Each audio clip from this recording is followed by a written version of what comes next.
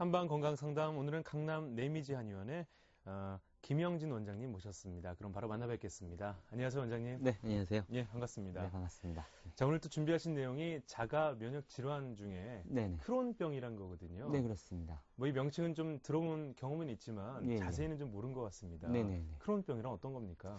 네, 크론병이 참 많이 생소하실 텐데요. 크론병이라는 것은 우리 입에서부터 항문까지 소화기 전 기관에 걸쳐서 광범위하게 염증이 생길 수 있는 질환을 의미를 합니다. 예. 근데 이게 일반적인 이제 궤양성 대장염과는 다르게 그 염증이 생기는 범위가 굉장히 연속적으로 나타나지 않고 아주 깊숙이 부분 나타나는 게 특징적인 증상이신데요. 특히 이제 이 크론병이 나타났을 때에는 대부분 이제 치료가 굉장히 장기간 치료를 장기간 하셔야 될 뿐만 아니라 이 염증이 빨리 회복되지 않기 때문에 환자분들이 고생하시는 경우가 굉장히 많습니다. 네. 또한 대장과 소장 사이에 전 범위에서 나타날 수가 있지만 주로 대장과 소장이 이제 연결되는 부분은 해장 부위 또는 이제 회맹 부위 또는 이제 항문 주변에 염증이 쉽게 생기는 어떤 증상이 나타나게 됩니다. 그리고 또한 이런 어떤 그 장에 염증이 생기는 것뿐만 아니라 치액이나 치질, 치루 같은 이런 항문 주변의 염증 질환까지 같이 동반되는 이러한 만성 이제 염증성 질환이라고 보실 수 있습니다. 네. 참, 이 염증이라는 게 많은 불편을 주게 되는데요.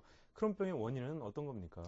네, 크론병의 원인은 아직 뭐 명확하게 밝혀진 것이 있지는 않습니다. 하지만 우리 이제 크론병이 생기는 이제 이 병의 위치를 보면 입에서부터 이제 항문까지 쭉 모든 소화관에 나타날 수 있게 되는데요. 이 소화관은 우리 몸에서 굉장히 튼튼한 어떤 보호 작용이 있는 기관입니다. 네. 사실 우리 몸 안에 있지만 몸 밖에 있는 외부 기관, 피부의 기관과 비슷한 어떤 배출 기능과 흡수할 수 있는 기능들이 같이 있는 어떤 기관인데요. 네. 이런데 염증이 생겨서 낫지 않을 정도라고 한다면 굉장히 만성적으로 어떤 면역 기능이 떨어져서 쉽게 말하면 외부의 어떤 조그만 자극에 의해서도 쉽게 염증이 나타날 수 있는 그런 몸 상태가 됐을 때 나타난다고 볼 수가 있고요. 예. 그래서 이런 것들이 대부분 이제 생활 환경적인 요인이 상당히 많습니다. 예를 들어서 뭐 바이러스나 세균에 의한 침입으로 인해서 이제 병이 생기는 것이 아니라 스트레스나 식생활 이상이라든가 또는 이제 불규칙한 생활 습관으로 인해서 몸에 있는 균형이 서서히 무너져가면서 나타나는 증상으로 볼 수 있겠죠. 예. 그래서 이러한 증상들이 이제 나타나기 시작하면서 사실 환자분들께서 이제 만성적인 염증으로 고생하면서 점점점 생활 습관이 더 무너지게 되고 또 식생활이 안 좋아지면서 악순환이 반복되기 때문에 이러한 어떤 병의 원인들은 1차적으로 생활 습관의 이상으로 보실 수가 있고요. 네.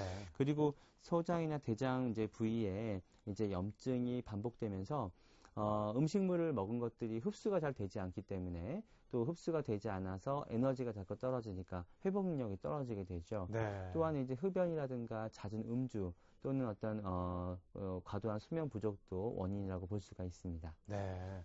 참, 이 크론병의 증상은 그럼 어떤 식으로 나타나게 됩니까? 네, 크론병의 증상은 여러 가지가 있습니다. 근데 대표적으로 이제 장 내부에 염증이 생기는 거기 때문에 복통과 설사, 그다음에 미열을 주 증상으로 하는데요. 예. 이런 어떤 장 내부의 어떤 증상뿐만 아니라 이 장 외적으로 예를 들어서 뭐 담관이 이제 석회화가 진행이 돼서 이제 담관이 폐색이 된다던가 또한 이제 신장 결석이라던가 또는 피부의 염증 상태 또는 관절염 또는 이제 몸에 여러 가지 홍반 같은 것들이 나타날 수가 있고요. 네. 또 눈에는 포도막염과 같은 이런 염증성 질환들이 나타날 수가 있습니다.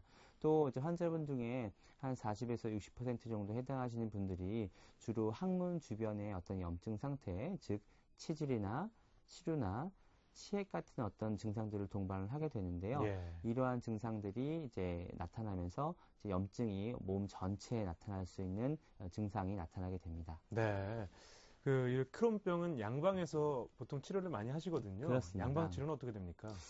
양방에서 치료하시는 이제 방법도 이게 1차적으로 바이러스나 세균에 의한 침입이 된 것이 아니기 때문에 네. 장 전체에 퍼져 있는 염증을 가라앉히는 항염증제, 대표적으로 이제 설파살라진이나 이제 부신피질 호르몬제, 스테로이드죠.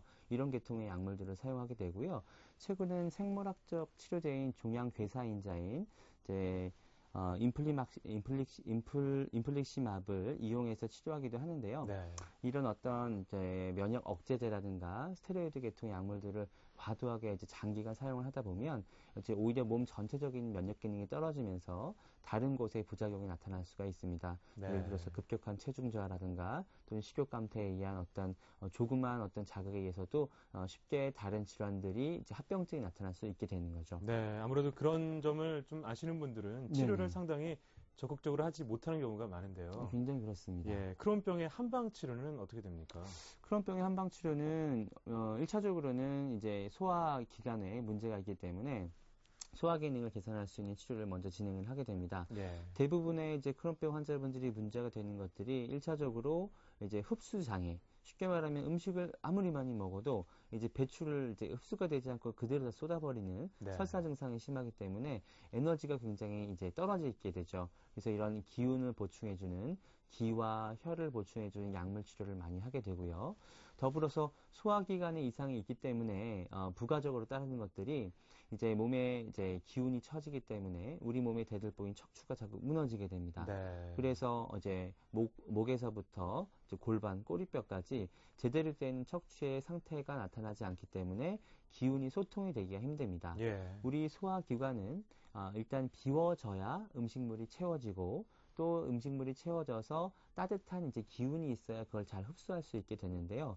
모든 것들이 다 망가지게 되죠. 예. 그래서 비위 기능을 개선하는 것뿐만 아니라 우리 몸에 있는 척추를 거의 한 대부분의 8, 90%의 환자분들이 크론병 환자분들이 척추 이상을 가지고 계세요. 그래서 그런 척추 이상까지도 같이 치료를 하게 되는데 약물 치료요법과 아까 말씀드린 척추의 교정 치료요법과 그리고 몸에 양기를 불어넣어줄 수 있는 뜸 치료 이런 치료들을 같이 병행을 하시게 되면 예. 아주 좋은 효과를 기대하실 수가 있습니다. 네, 그렇게 이 양방과 한방에 치료법이 있었는데요. 네. 그런 병의 생활 네. 속 관리는 어떻게 해야 좀 괜찮을까요? 상당히 중요한 부분입니다. 이제 크론병이 아까 말씀드린 것 중에서 이제 원인으로 봤을 때 이게 어떤 외부의 감염이나 이런 걸로 인해서 생긴 것이 아니라 내 몸의 생활 세 패턴이 틀어지면서 수면, 운동 부족, 식생활 부족, 식생활이 불규칙하게지면서 나타나는 증상이기 때문에 네. 1차적으로 먹는 게 가장 중요합니다. 예. 이제 음식 중에서는 이제 소화 흡수 장애가 있기 때문에 1차적으로는 소화가 잘 되는 음식들을 이제 드시는 게 굉장히 좋은데요. 네. 소화가 아무리 좋은 영양가 높은 음식이라도 소화 흡수가 되지 않으면 우리 몸에서는 절대 에너지를 하루 쓸 수가 없죠. 그렇죠. 그래서 제철에 나는 음식 같은 것들이 굉장히 좋고요. 또한 이제 우리 이제 몸에서 이제 곡기라고 하죠. 그런 우리의 곡기들은 아무리 많이 먹어도 소화 기능을 해치거나 또는 우리 몸을 냉하게 하거나 타기가 쌓이지 않게 됩니다. 그래서 이런 이제 곡기들을 잘 섭취를 해야 되는데 바로바로 해서 이제 곡기를 섭취를 하셔야 되고요. 대표적인 예로 이제 암죽 같은 거를 쑤어서 드시면 굉장히 좋습니다. 네. 우리가 이제 어렸을 때 병에 걸리면 미음 먹듯이 예. 그런 식으로 쌀을 푹 끓여서 많이 소화된, 쉽게 말하면 분해된 상태를 흡수하면 굉장히 좋고요. 그리고 자극적인 음식은 대부분 될 수 있으면 피하시는 것이 좋습니다. 네. 왜냐하면 위나 장이나 소장 쪽에 이제 그 강한 자극이 이제 들어가게 되면 건강한 사람들 설사를 하시는 경우가 많죠. 네. 그래서 이런 자극적인 음식은 피하시고 에너지가 높은 이제 음식들을 드시는 게 좋습니다. 대부분 이런 음식들이 이제 콩을 이제 갈아 드신다던가 예. 아니면 우리 전통적인 이제 발효를 시켜서 음식을 섭취하는 방법도 굉장히 좋은데요. 이런 어떤 음식들을 섭취함에 있어서 1차적으로 중요한 것들은 내 몸의 온도에 맞게끔 섭취를 해야 됩니다. 네. 그러니까 아무리 좋은 음식이라도 내 몸의 온도와 맞지 않으면 특히 크론병 환자분들 같은 경우에는 몸에 있는 따뜻한 기운이 많이 없기 때문에 설사를 하시는 경우가 굉장히 많거든요. 네. 그래서 조금의 차가운 음식도 몸에 들어왔을 때는 복통과 설사를 유발하는 경우가 굉장히 많습니다. 그래서 물을 드실 때에도 항상 내 몸의 온도와 비슷한 온도로 따뜻하게 드시는 것이 굉장히 중요합니다. 네, 아무래도 이 소화계통의 문제이기 때문에 신경을 부쩍 많이 쓰셔야겠네요. 그렇습니다. 크론병 환자들에게 그러면 어떤 점을 좀 조언을 해주시는 게 좋을까요? 네, 보통 이제 크론병이라고 진단을 이제 받게 되시면 요즘 환자분들께서는 상당히 이제 병에 대한 정보가 많으십니다. 그래서 이게 불치병이다. 이건 결국 고치지 못하고 평생 이제 고통을 겪어야 하고 또한 치료약이 없기 때문에 나는 결국 항상 약한 상태로 지내야 된다는 절망감에 빠지시게 되는데요. 모든 자가 면역 질환의 원인이 내 몸으로부터 쉽게 말하면 내가 만든 것이지 외부로부터 온 것이 아닙니다. 예. 그래서 반드시 내가 이런 크론병을 진단을 받았다고 하더라도 내가 할 수 있는 것부터 예를 들어서 식사라든가 수면이라든가 운동이라든가 이런 어떤 생활 속 관리들을 하나하나 해나가면서 치료를 적극적으로 받으시게 되면 반드시 이제 호전되는 증상이 나타나시고요.